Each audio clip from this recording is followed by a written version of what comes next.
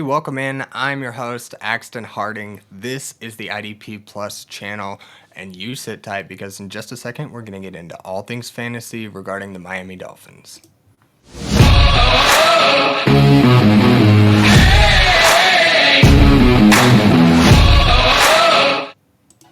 Welcome back to another week of the IDP Plus podcast. As I mentioned before, my name is Axton Harding, and I'm your host. Lately, I've started a series where we are taking a fantasy-based approach and taking a look at the outlooks for NFL teams. I'm just trying to get through as many NFL teams as I can. So far, we started out with the AFC East, and we had the Buffalo Bills up first. Last week, we covered them and all things fantasy regarding the Buffalo Bills. This week, we've got the Miami Dolphins. So let's go ahead and jump right into it. And we'll kind of keep the same kind of flow that we did last week, where we'll start with the coaching, offensive line, offense, and defense. So if we want to talk about coaching for the Miami Dolphins, we're not really looking at too many significant changes. I think last year they added a defensive coordinator, so they have another year of kind of chemistry there as they get used to the scheme. But in terms of everything else, we're kind of looking pretty ho-hum for coaching in the Miami Dolphins. But if we want to look at the offensive line, they've more or less just kind of made pivots. They lost Teron Armstead and Robert Jones, both starting offensive linemen. And then they added a couple of depth pieces, an offensive tackle, and then they drafted a guard from Arizona in the second round via the NFL draft. So I imagine, considering this team was bottom 5 in overall protection as a unit last year, they were pretty porous on the offensive line in Miami.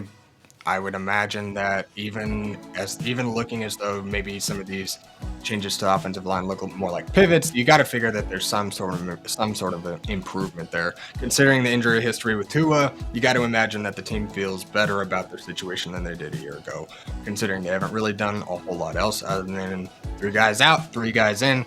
And they got a pretty highly touted second round guard. So hopefully with another year of chemistry and the guys that are already on this line and adding these guys can maybe bring this team up from a bottom 5 unit a year ago. So you got to figure any improvement is great for this offensive line. So again, Tua's got the injury history. You got to imagine that if this is the moves that they're making, that they feel good about where they're at. So I feel like we can expect an improvement on a bottom 5 offensive line from a year ago. So should see some more efficiency overall in this offensive unit.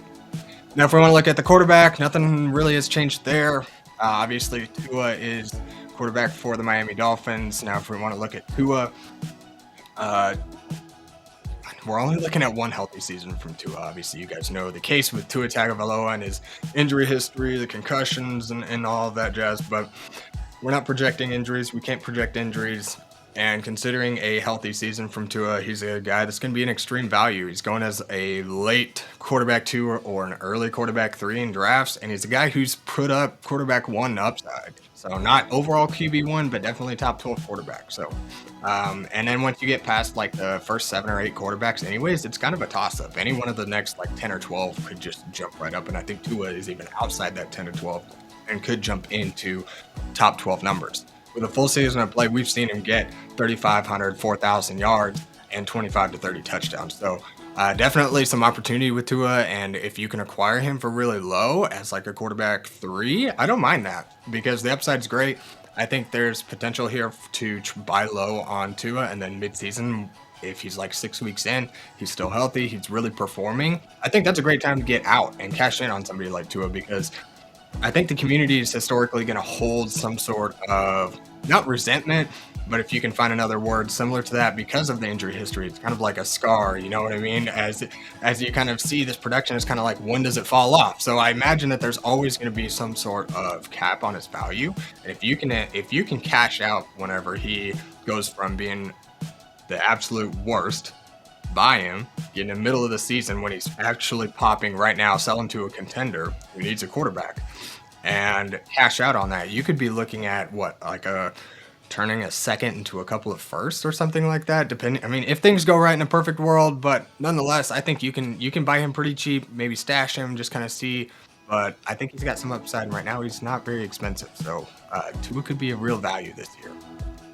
And then we also want to look at maybe behind him on the depth chart. The team added Zach Wilson this offseason. Not really anybody I'm super excited about, but if you want to look at the injury history of Tua, he's only played 1 full season. if Tua goes down again, Zach Wilson's going to have some serious opportunity. So should you pick him up in one of your last few rounds as kind of a stash, Zach Wilson might end up getting opportunity. History would show that in the last 5 years, if he was with the team, he would have got a chance more or less at some point every year except for one. So there might be some opportunity for Zach Wilson, but I'm not super excited. When he has the opportunity, he hasn't really performed to the level that we really want for a quarterback anyways. So not super excited about Zach Wilson, but definitely could have some big opportunity if history repeats itself. But again, not really excited. Now, if we want to look at running backs, the team added Ollie Gordon in the draft. They added Alexander Madison in free agency. They still have Devon Achane and Jalen Wright. Devon Achane's pretty pricey. You're not going to go out and trade for him for anything less than a couple of firsts. And so he was RB6 last year as he rode 78 of 87. He caught 78 of 87 targets for 592 yards and 6 touchdowns. Again, on his way to an RB6 finish. Devon Achane is an extremely high upside running back who operates very efficiently, especially when this offense is humming. So last year, the offense was kind of broken apart. We still had value in the passing game. I don't think we can expect that level of production in the passing game, but I think we can expect more efficiency in the running game. So as things kind of open up, this offense should have more, I don't want to say more legs to kind of run on here as the passing game works. The running game will work. It'll all kind of work as Tua remains healthy and keeps this offense functioning. So I don't think there's too much value with Achane right now. You're not going to just get him late in drafts. He's like a first, second round value in one quarterback leagues. But nonetheless, he still remains a high upside running back.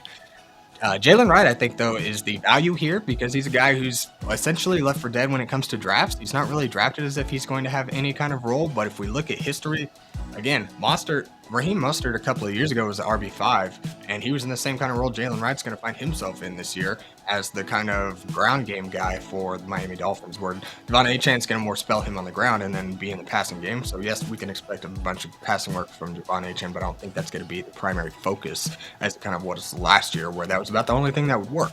In the running game, when you don't have a quarterback that can open up the passing game, you kind of have to feed the running back out of the backfield because they're just essentially loading the box, stuff in the run, making you pass. And when you have a bad quarterback, things don't really go right there. So they had to kind of pass it out of the backfield and do what they had to do to kind of get things done. And that's where you saw Johnny Smith get 88 targets or 100 targets and 88 catches. So, but nonetheless, Jalen Wright's going to be probably the first and second down guy on the ground and get those opportunities as well. So I think him jumping into that Raheem Mostert role gives him a serious opportunity. And if you're looking at dynasty trade value, you probably get him for a third, a couple of thirds. And if he pops and he really has that same opportunity that we're kind of hoping for and expecting here, Jalen Wright, you could sell him for a first round pick by the end of the season if things go right. So yeah, I think Jalen Wright's going to be a great value. He's definitely a guy worth stashing and just kind of see if his value is going to increase because he is jumping into some serious opportunity. He could get 10 to 15 touches a game. I know he wasn't very efficient last year. He didn't have great opportunity. The team was kind of falling apart, so we'll kind of chalk that up. Kind of throw that season away and give him some opportunity here because the team feels good about him. They didn't go get Ollie Gordon early in the draft. Jalen Wright should jump into a pretty nice workload compared to years past. So Jalen Wright, I like him as a good stash or maybe a buy low opportunity. Now, if we want to look at the pass catchers, wide receivers specifically, Dolphins lost Braxton Berrios. They added Nick Westbrook-Akine and retained Tyreek Hill and Jalen Waddle. Tyreek Hill and Jalen Waddle, I think, are going to be pretty good values this year. You didn't see their ADPs fall too much, so the value on these guys is kind of just maybe a smidge under what it was before. Tyreek Hill's going as a wide receiver 2, and we've seen him get wide receiver 1 overall upside. So there is value there. It's just kind of like a one-round discount kind of compared to where you're used to taking him. But nonetheless, he definitely has the upside, and considering the kind of state of the offense, we expect things to improve from a year ago where this team was bottom end in terms of overall offense efficiency. So I think Tyreek Hill, coming off of his first season since his rookie year, where he had his first year under 1,000 yards, had his lowest touchdown total since his rookie season, I think we can definitely expect a bounce back from Tyreek Hill. We've seen this guy go bonkers. So at a wide receiver 2 kind of cost, we've got some serious upside here, and I think The only way I'm really going to trade for Tyreek Hill is if I'm in a chips all in kind of push. If I'm just straight up going for a championship this year, then I might buy him. But outside of that, I don't know what the long term upside is going to look for him. There's a lot of variables on this team that could just. There's so many things that could happen that could make this team completely fall apart. I don't like a brittle floor like that. So I'm not the kind of person that's going to go out and just completely get Tyreek Hill unless it's a good value or I can throw him into maybe a bigger trade. But nonetheless, your investment, you should see a decent return. It's just not going to be a huge return. It's going to be more in production than the kind of value in trying to flip him for a return that way. So I think Jalen Waddle is going to be a guy as well that's going to have a bounce back year. Obviously, as I meant, kind of the same reasons that you would expect Tyreek Hill. Jalen Waddle is also going to see a bounce back. We're going to see he had his first year under 1,000 yards, and this year we should see him kind of return back to form in his first couple of years. We haven't seen him reach that top 12 wide receiver number since his second year. In the last couple of years, things have just gone wrong. So I think Jalen Waddle is going to see quite a bounce back this year. Now, if we want to look at his dynasty trade value again, it's not really I guess it's come down quite a bit because early on you probably have to spend a couple of firsts to get Jalen Waddle, and now you can probably get a late first round pick. If you think about guys that you're going to be getting in the back end of the first, the only guy that I would maybe consider over him is like Emeka Egbuka. But other than that, you're looking at like your Trey Harris's, you're looking at Luther Burden's, guys that we just really don't feel all that great about. I think Jalen Waddle's in an outstanding opportunity here. So if you can spend a late first round pick and get a guy that's 27 years old, has at least 5-6 years left in the NFL with great opportunity, I think contract year should be coming up. This might be a contract year. I haven't looked at the contract. Don't put pen to paper there, but should he move on to another team, we might see some more stability there as well. So there's opportunity in that respect as well. So he's coming off a wide receiver 46 finish last year. I just would have liked to see maybe the value dip a little bit more so I could feel a lot better about buying in, considering the variables of the offense. He's taking around guys like T. Higgins, Rashee Rice, DJ Moore, and Mike Evans.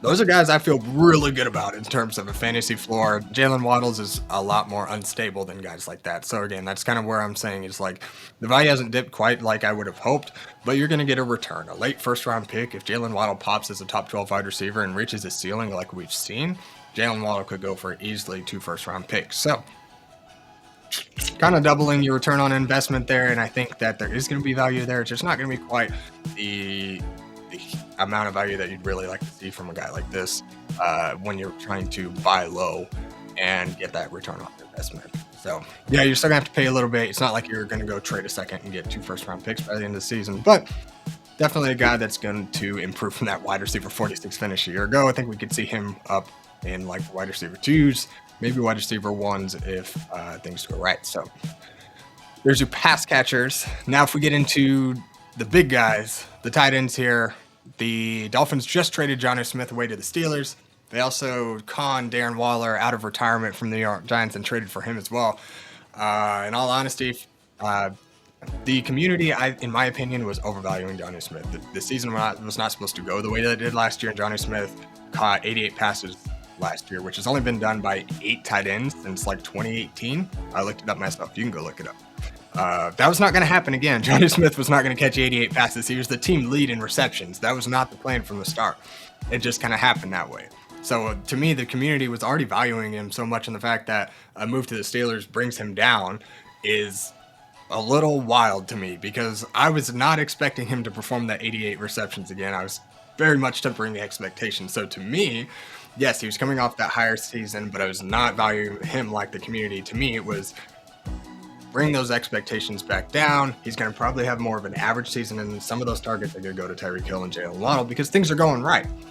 And then whenever he goes to the Steelers, to me, he's the number 2 pass catcher. Where on the Dolphins, Jalen Waddle and Tyreek Hill could easily outcatch him if things go right. The Steelers, he's no doubt the wide receiver 2 or the second pass catcher, tight end, second pass catcher. He's the top tight end on the team, the second option in the receiving game, and he's got Aaron Rodgers at quarterback. how is this just a huge detriment to Jonnu Smith? We're all worried about Arthur Smith, but they traded for Jonnu Smith. They didn't trade for Jonnu Smith to just hope that he's going to be a blocking tight end. That's kind of what Brett Freiermuth is for. So, in my opinion, Jonnu Smith, I don't. They trade.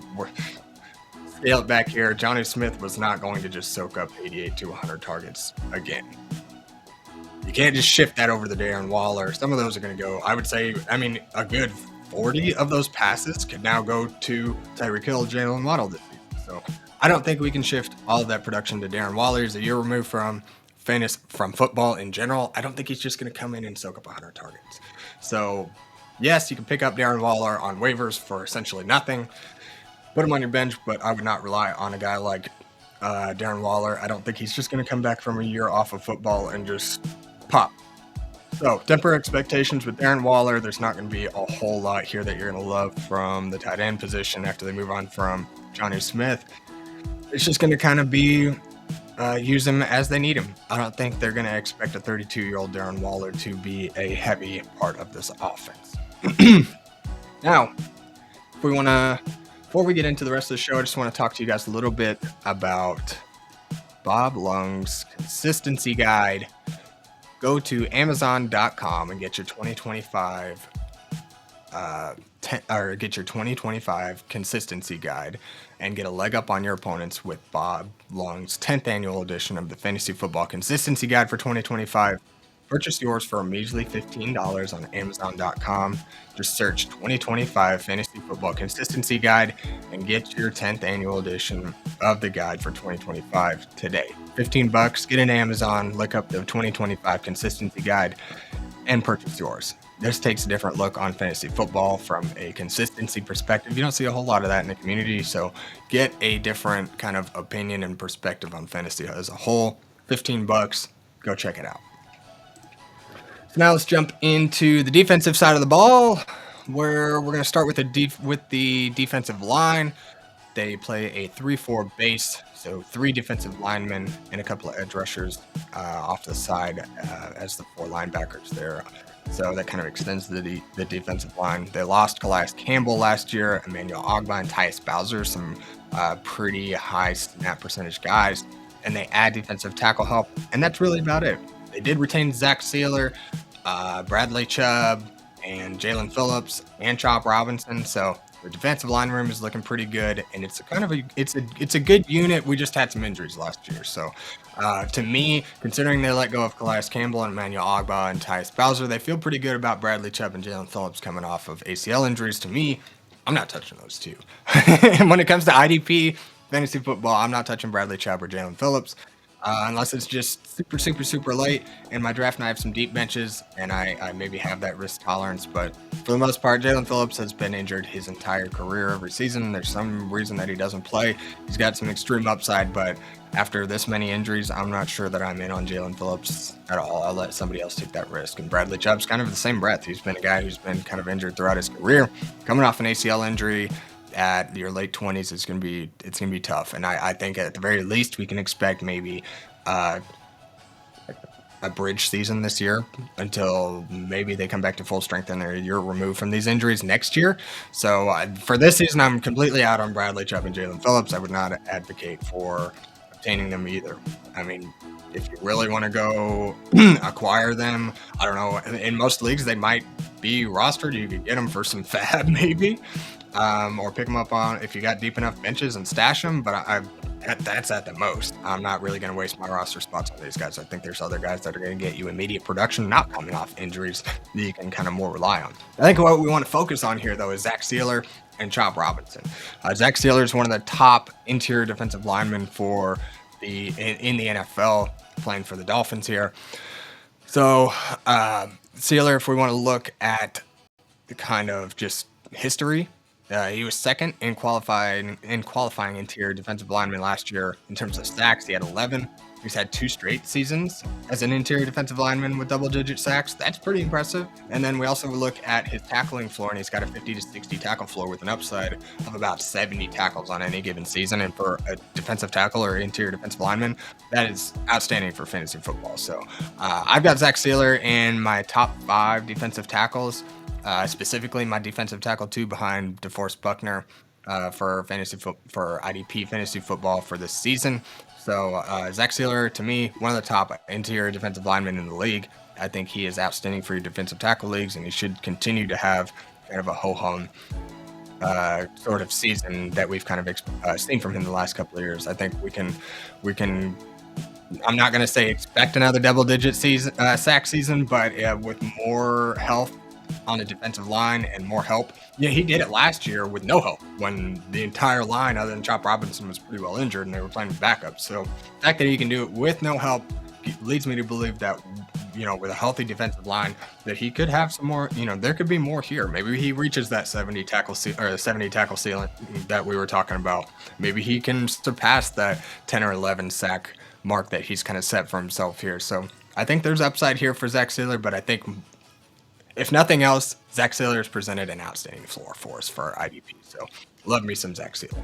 Chop Robinson, I think, is a guy who's a great, I wouldn't buy low. I would say he's not extremely value right now. You go get him for a 3rd round pick or something, and he's going to have some outstanding opportunity this year as Bradley Chubb and Jalen Phillips are coming off ACL tears. Chop Robinson is going to get a lot of run this year because he, in filling in for them last year, he saw kind of a part-time role throughout the year, but now to start this season, I would imagine he's probably going to be one of their main guys coming off the edge. So he's going to have a big-time opportunity. He could realistically see 60 to 65% of snaps this season. So he's a high-end deal 2 in terms of upside, who you could probably get for deal 3 or 4 in drafts, deal 4 or 5. So I think that Chop Robinson should definitely hop into some outstanding production this season. I think we could even see, I know it would be a huge jump, but we could see him flirt with 10 sacks. This defensive line doesn't have a whole lot right now that's healthy, and Chop Robinson and Zach Sealer is about it. So, getting some Bradley Chubb and Jalen Phillips back in here and adding a little bit more threat, I think it's going to help these guys as well. But I don't see Chop Robinson ceding that opportunity to one of these guys. I think he's going to grab it, and I think he's going to run with it. So Chop Robinson's probably the next big-time edge rusher for the Miami Dolphins. And, if you can get him for a 3rd-round pick or a 4th-round pick or something cheap now, I think you're going to be happy with the kind of return you're going to get, where we could see a guy get 50, 60 tackles and 10, 12 sacks this season. So that's the kind of opportunity we're looking at with Chop Robinson. Could definitely be a buy low if you already have him. Stash him, do not sell him. He's going to definitely increase his value this season. So now if we want to move back to the second layer of defense, we'll talk about the linebackers here. Last year, or in this offseason, they lost Duke Riley to free agency. They also lost Anthony Walker and KJ Britt to free agency as well. They added Willie Gay Jr. for depth, and they added, they added KJ Britt. They didn't let go of KJ Britt. They let go of Anthony Walker, added KJ Britt for some depth. Now they retained Jordan Brooks and Tyrell Dodson from last year. Tyrell came in like week 10 or 12 and in replacement for some injuries and kind of took over that role. And now they let go of the kind of guys that were taking over snaps last season, David Long and guys of that nature, Anthony Walker. So to me, this spells Jordan Brooks and Tyrell Dodson. This team runs 2 full-time linebackers, so these guys should get 100% of snaps. Both of them, they were last season. 2 linebackers every game were getting 100% of snaps. So go check out the website, check out the team snap tool, and that's a good tool to kind of see what role guys are playing, and then if things have changed or not changed, and be able to expect the kind of production there. So it looks as though the Dolphins do deploy 2 full-time linebackers. They don't rotate that second one. So Tyrell Dodson should get plenty of run this year. And if we want to talk about Jordan Brooks is a top 12 linebacker, no doubt. He's a lock for about 130 tackles at a minimum, and he's got a ceiling he's already put up of about 150 to 170 tackles.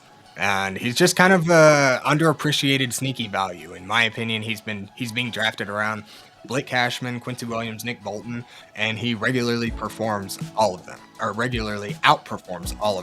So I feel good about him for a number of years, and I've just been big on some Jordan Brooks this offseason. So he's just always a good value, and he's going to put up top 10 numbers.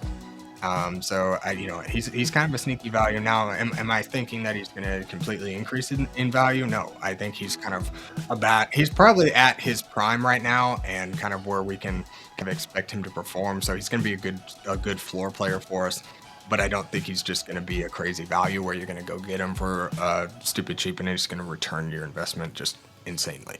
But nonetheless, he's good, good floor player who's probably not going to cost you as much as like you're not near as much as like a Roquan Smith or even a Nick Bolton who's going out around him.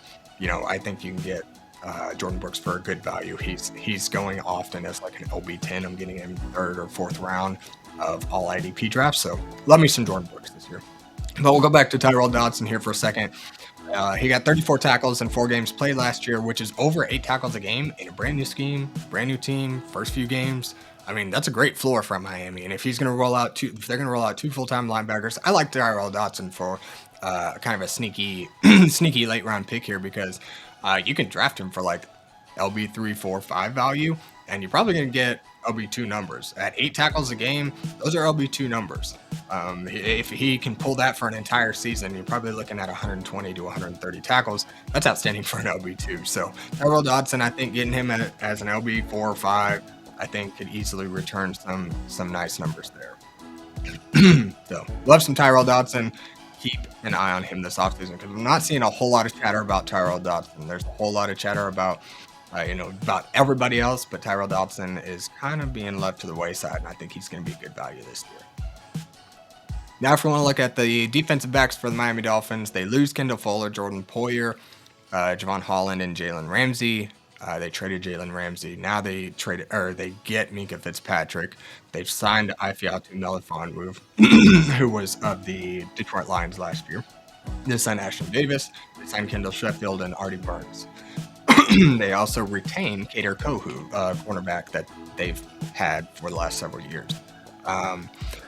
So if we want to take a look at the Miami Dolphins defensive backs, generally they really aren't all that IDP friendly.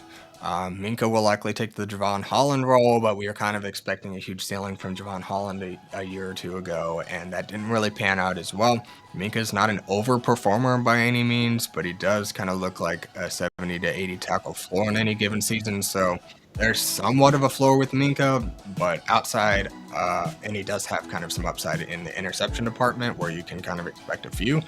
You can't really bank on that. When's that going to happen? You're never going to guess it. And it's going to be mind-numbing to try to predict. Might not be a bad idea to kind of stream some of these corners in high passing matchups. I'm not really going to go out and try to trade for any of these guys, in all honesty. I wasn't excited about the trade in terms of defensive backs.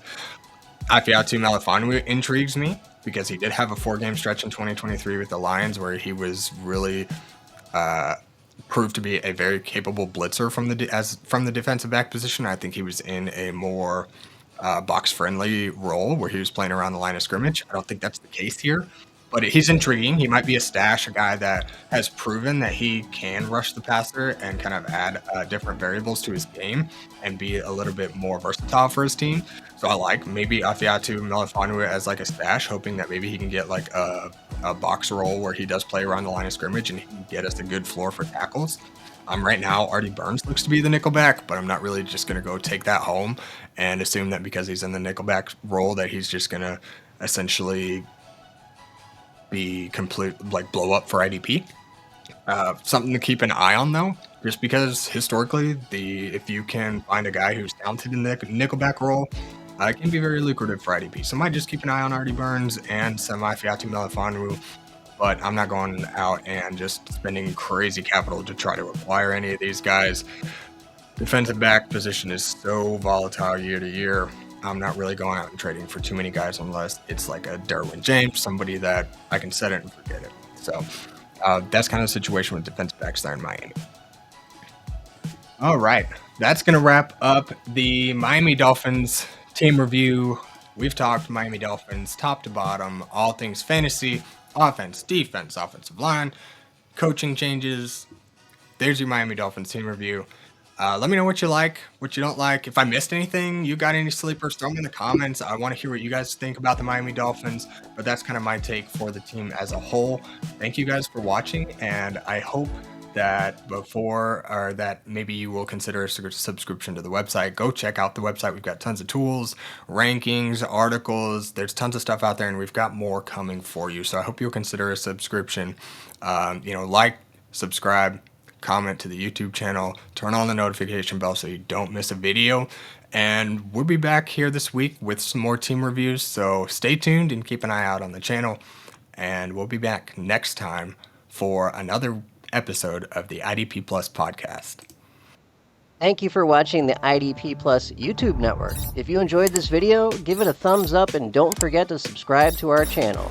Be sure to tap the bell icon to get notified whenever we upload new content.